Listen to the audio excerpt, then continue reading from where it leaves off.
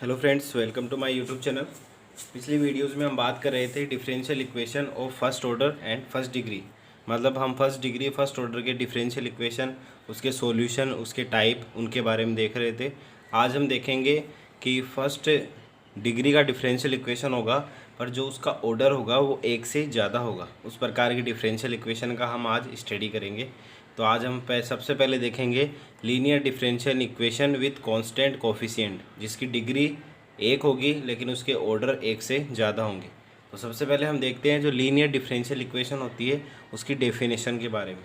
तो पिछली वीडियोज़ में हमने देखा था कि जो लीनियर डिफरेंशियल इक्वेशन होते हैं वो किस टाइप के होते हैं। यहाँ पर देखिए आप, वो होते हैं, हमने फर्स्ट ऑर्डर फर्स्ट डिग्री का जो लीनियर डिफरेंशियल इक्वेशन है वो देखा था कि P X Y equal to Q X, जहाँ क्यू एक्स और P Y function of X and constant हो सकते हैं।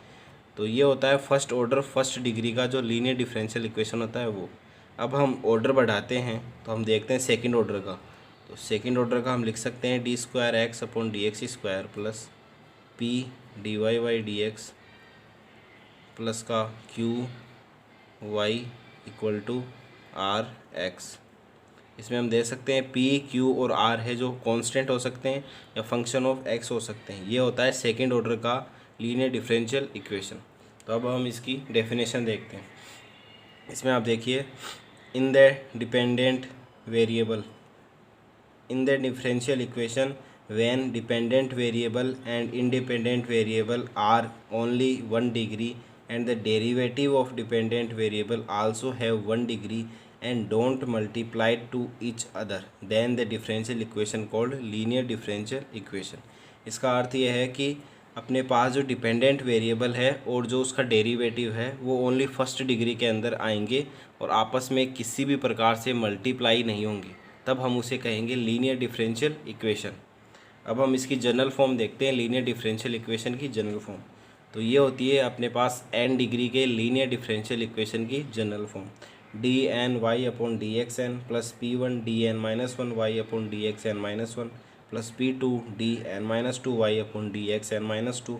ये एन तक जाती है P N Y equal to Q X, जहाँ P one P two P N जो है ये फंक्शन ऑफ एक्स है या कांस्टेंट है, और क्यू एक्स है जो फंक्शन ऑफ एक्स है या कांस्टेंट है या जीरो भी हो सकता है।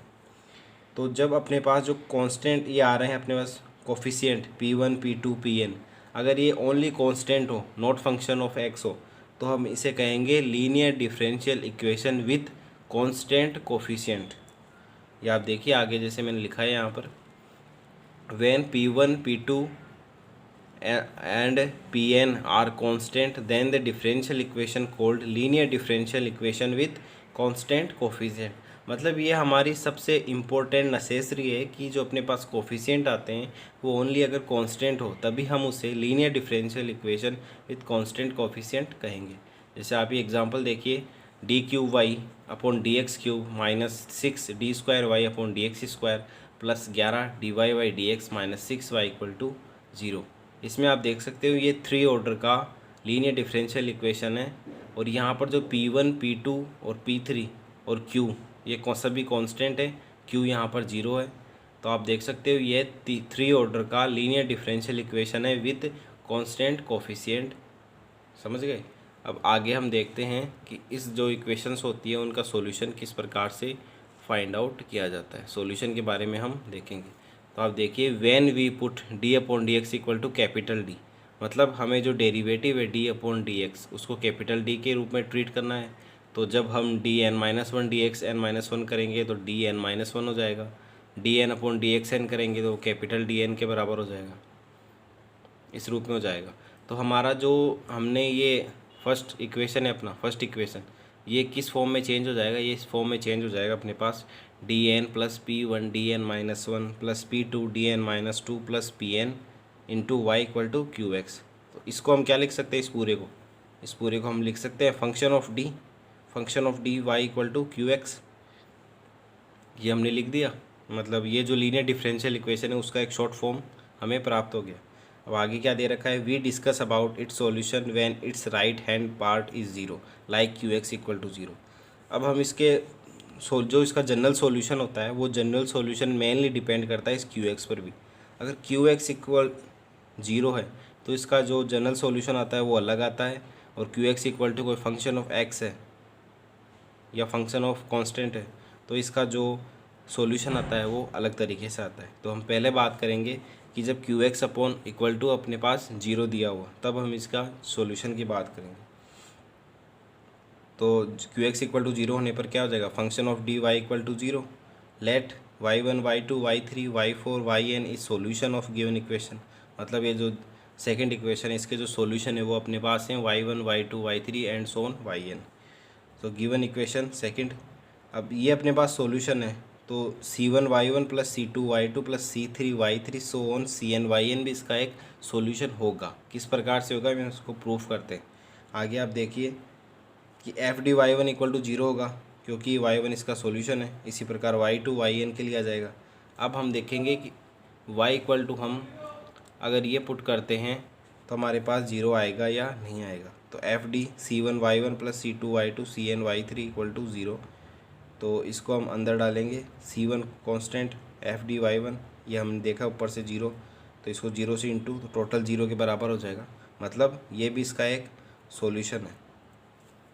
ये अपन देख लिया। अब आगे और देखते हैं हम कि जो लीनियर डिफरेंशियल इक्वेशन होते हैं विद कांस्टेंट कोफिशिएंट उनका जो जनरल सॉल्यूशन होता है वो complementary function plus particular integral के बराबर होता है। कॉम्प्लीमेंट्री फंक्शन को हम शॉर्ट में कहते हैं सी एफ, पर्टिकुलर इंटीग्रल को हम कहते हैं शॉर्ट में पी आई। तो जो आज की वीडियो में हम सी एफ निकालने के बारे में ही चर्चा करेंगे, अगली वीडियो में हम इसके पर्टिकुलर इंटीग्रल के रूप में देखेंगे। इसमें समझने वाली मेन बात यह है कि जब हमारे पास q x equal to zero हो तो जो इसका कॉम्प्लीमेंट्री फंक्शन होता है वो इसका जनरल सॉल्यूशन कहलाएगा। इसके अंदर पर्टिकुलर इंटीग्रल का किसी भी प्रकार का कोई रोल नहीं होगा। जैसे when right hand of differential equation is zero mean Q x equal to zero then the differential equation have no particular integral means general solution जो होगा वो कॉम्प्लीमेंट्री फंक्शन के बराबर हो जाएगा। तो सबसे पहले आपको किसी भी डिफरेंशियल इक्वेशन जो linear differential equation constant coefficient के साथ है उसमें ये देखना पड़ेगा कि जो अपने पास क्यू एक्स की वैल्यू है वो अगर जीरो है तो आपको सिर्फ उसका सी एफ मतलब कॉम्प्लीमेंट्री फंक्शन ही निकालना पड़ेगा जो इसका जनरल सॉल्यूशन कहलाएगा। तो ये बात आप याद रखना। फिर हम लेते हैं कि ई की power M X is a solution of F D Y equal to zero, ये इसका एक सॉल्यूशन है। तो जो डी वाई होता है मतलब D Y by D X वो किसके बराबर होता है, इसका एक बार इंटीग्रेशन वो डिफ्रेंशिएशन। तो इसका डिफ्रेंशिएशन करेंगे तो एम ई की पावर एम एक्स, इसी तरह D square Y equal to D square Y upon D x square, दो बार डिफ्रेंशिएशन तो एम स्क्वायर ई की पावर एम एक्स। इसी तरह एन के लिए ले सकते हैं हम। अब then F D Y equal to zero होता है तो हम इसके बाद F D Y equal to zero होता है। तो यहाँ पर हमने पिछले जो देखा था पिछले में देखो यहाँ पर आपने देखा था D N plus P one D N minus one. तो यहाँ डी एन की वैल्यू हम रखेंगे कहाँ से, इस इक्वेशन से डी एन वाई जो अपने पास है इसकी हम जब वैल्यू रखेंगे तो हमें पास ये इक्वेशन प्राप्त होगा एम की power n plus P one m n minus one plus P two m n minus two and so on p n e की power M x equal to zero, क्योंकि e की power M x इसका एक solution है। तो E की power M X does not equal to zero है तो ये अपना जीरो हो जाएगा, मतलब function of M equal to zero होता है। ये हो गया अपना। तो ये हमने क्यों निकाला है, इसका निकालने का कारण अपने पास ये है कि जो हमने ये F M equal to zero निकाला है इस कारण से निकाला है ताकि हम इसकी ऑक्सिलरी इक्वेशन फाइंड आउट कर पाएँ। अब इसको अगर आप देखना चाहो तो वैसे इसकी कोई ज़रूरत नहीं है, अगर आप देखना चाहो तो देख सकते हो, पर हम डायरेक्ट इसका फाइंड आउट करते हैं ऑक्सिलरी इक्वेशन। उसके लिए हम क्या करते हैं, when we put M at the place of D we get auxiliary equation of given O D E. मतलब जो डी हमारे पास है डिफरेंशियल इक्वेशन में कैपिटल डी, उसकी जगह हम अगर कैपिटल एम रखेंगे तो हमें एक इक्वेशन प्राप्त होगी जिसे हम जीरो के बराबर करेंगे। मतलब जो उसका जो सॉल्यूशन के अलावा जो पार्ट है उसको हम जीरो के बराबर करेंगे, मतलब F M equal to zero. इसे हम ऑक्सिलरी इक्वेशन कहते हैं जो हमने इधर फाइंड आउट की थी। अब हम जो ऑक्सिलरी इक्वेशन फाइंड आउट करते हैं, ऑक्सिलरी इक्वेशन अपने पास आ गई। ऑक्सिलरी इक्वेशन से क्या होगा, हमें स्टेप फर्स्ट करेंगे find out value of capital M. मतलब जो हमें ऑक्सिलरी इक्वेशन बनेगी उससे हमें कैपिटल एम के वैल्यूज़ प्राप्त होगी, जैसे M1 M2 M3 Mn प्राप्त होगी। तो then the complementary function is y equal to C1 e⁻m1x। अपन हमने पीछे पढ़ा था C1 y1 plus C2 y2 इसका सॉल्यूशन होता है एन टर्म के लिए। तो हमने जो सॉल्यूशन को क्या माना है e⁻mx माना है, और m की वैल्यू हमारे पास क्या आ रही है m1 m2 m3। तो यहाँ पर हम m की वैल्यू पुट करते जाएंगे, C1 C2 पुट करते जाएंगे और इनको एडिक्शन कर देंगे। ये हमारा हो गया ऑक्सिलरी इक्वेशन, और उससे हमारा जो कॉम्प्लीमेंट्री फंक्शन है वो फाइंड आउट हो गया। अब ये तो आपका कॉन्सेप्ट हो गया। अब आपको एग्ज़ाम में डायरेक्ट कैसे करना है कि सबसे पहले जो अपने पास इक्वेशन आएगी उसमें देखना है कि QX इक्वल टू 0 है या नहीं है। 0 है तो उसका जो जनरल सॉल्यूशन होगा वही उसका कॉम्प्लीमेंट्री सॉल्यूशन और जनरल सॉल्यूशन सेम हो जाएंगे। तो सबसे पहले स्टेप फर्स्ट अपना क्या है, put capital M eight the place of D की जगह हम कैपिटल M रखेंगे। Find out M1 M2 M3 so on Mn, M की वैल्यूज़ फाइंड आउट करेंगे, और जो हमारा ये जनरल सॉल्यूशन है उसके अंदर M1 M2 M3 की वैल्यू रख देंगे और हमारा आंसर फाइंड आउट कर लेंगे। तो हम कुछ एग्जांपल देखते हैं। अब हम इसके रूट्स के बारे में देखते हैं कि जब M1 M2 ये प्राप्त होते हैं, इनकी जो नेचर होती है उनके अनुसार अपना डिफरेंशियल इक्वेशन का जो आंसर है, सॉल्यूशन है, वो किस प्रकार कन्वर्ट होता है। तो when the roots of auxiliary equation are repeated, मतलब हमें कोई दो रूट सेम प्राप्त हो रहे हैं तो हम क्या करते हैं। तो दो रूट सेम प्राप्त होते हैं तो हम क्या करते हैं, जैसे M1 M2 equal to M प्राप्त हो गया हमें, तो हम क्या करेंगे, जो C1 और C2 है, C2 के साथ हम x इंटू करेंगे और इन दोनों को कॉमन लेंगे और e⁻mx इंटू में आ जाएगा। मतलब जैसे हमारे पास मान लो M1 और M2 की वैल्यू है जो ओनली 1 प्राप्त हो रही है, तो जो सॉल्यूशन हो जाएगा वो क्या हो जाएगा, C1 plus x C2 into e⁻m1 M2 सब 1 के बराबर है तो 1 इंटू एक्स। इस प्रकार से रिपीटेड रूट्स आएंगे तो हम ये मेथड काम में लेंगे। जैसे हमारे पास 3 रिपीटेड रूट्स आ रहे हैं तो हम क्या करेंगे, C1 plus x C2 plus x square C3 e⁻mx। इस प्रकार से आप बढ़ाते जाइए, आगे तक आपका सॉल्यूशन आ जाएगा। When the roots of auxiliary equation are complex, जब हमारे पास कॉम्प्लेक्स रूट प्राप्त हो, तो कॉम्प्लेक्स रूट तो हम जानते हैं कि जो आते हैं वो हमेशा पेयर फॉर्म के रूप में आते हैं, alpha minus iota beta and alpha plus iota beta, जहाँ पर अल्फ़ा बीटा जो है रियल नंबर्स हैं। तो इसका जो CF निकालेंगे वो क्या हो जाएगा, y equal to C1 e⁻m की वैल्यू क्या आएगी, अल्फ़ा प्लस आयोटा बीटा, और M2 की वैल्यू आएगी अल्फ़ा माइनस आयोटा बीटा। अब इसको हम ओपन करते हैं, e⁻α x बाहर आ जाता है, C1 e⁻आयोटा बीटा x, C2 e⁻माइनस आयोटा बीटा x। अब हम जानते हैं कि e⁻आयोटा बीटा x को हम क्या लिख सकते हैं, कोस beta X plus iota sine beta x, और e⁻माइनस आयोटा बीटा एक्स को हम लिख सकते हैं कोस beta x minus iota sine beta x.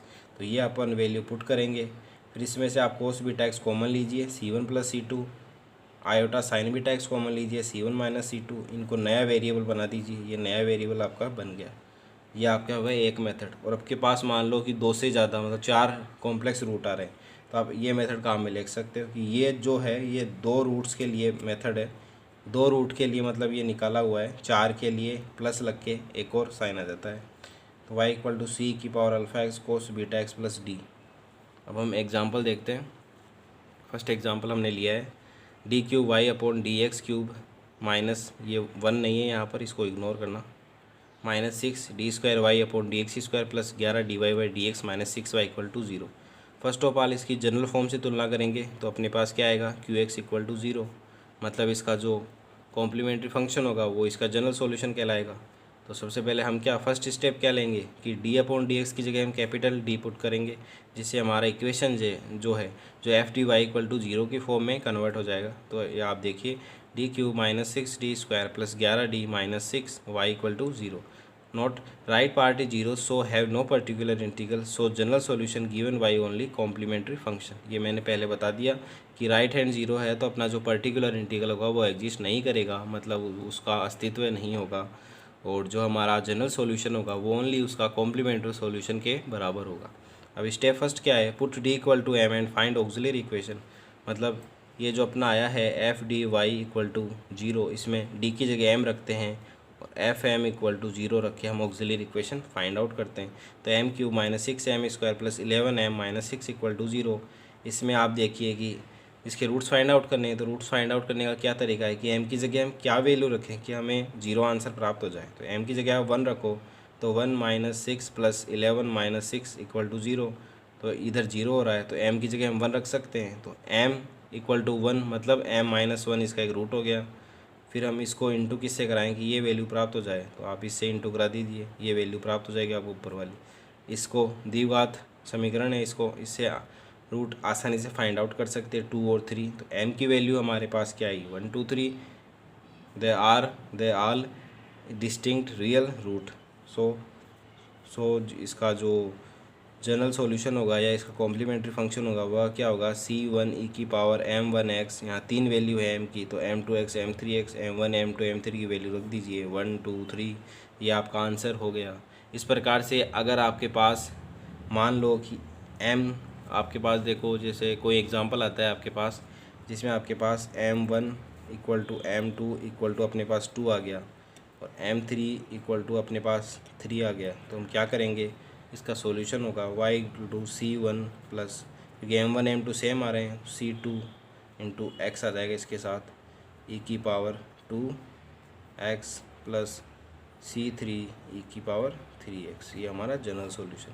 तो सबसे पहले हमें जो भी इक्वेशन आएगा उसमें ये देखना है कि उसका राइट हैंड है वो 0 है या नहीं, तब हम उसका कॉम्प्लीमेंट्री फंक्शन फाइंड आउट करेंगे और फिर उसका जो जनरल सॉल्यूशन होगा वो कॉम्प्लीमेंट्री फंक्शन के बराबर हो जाएगा। अगली वीडियो में हम देखेंगे इसके पर्टिकुलर इंटीग्रल मतलब पीआई के बारे में, जहाँ पर हमने अपने पास जो क्यूएक्स होगा वो 0 नहीं होगा, तब हम उसका पर्टिकुलर इंटीग्रल फाइंड करेंगे, उसको कॉम्प्लीमेंट्री फंक्शन के साथ ऐड करेंगे और फिर उसका जनरल सॉल्यूशन निकालेंगे। तो thanks friend for watching my video. अगली वीडियो में हम मिलते हैं।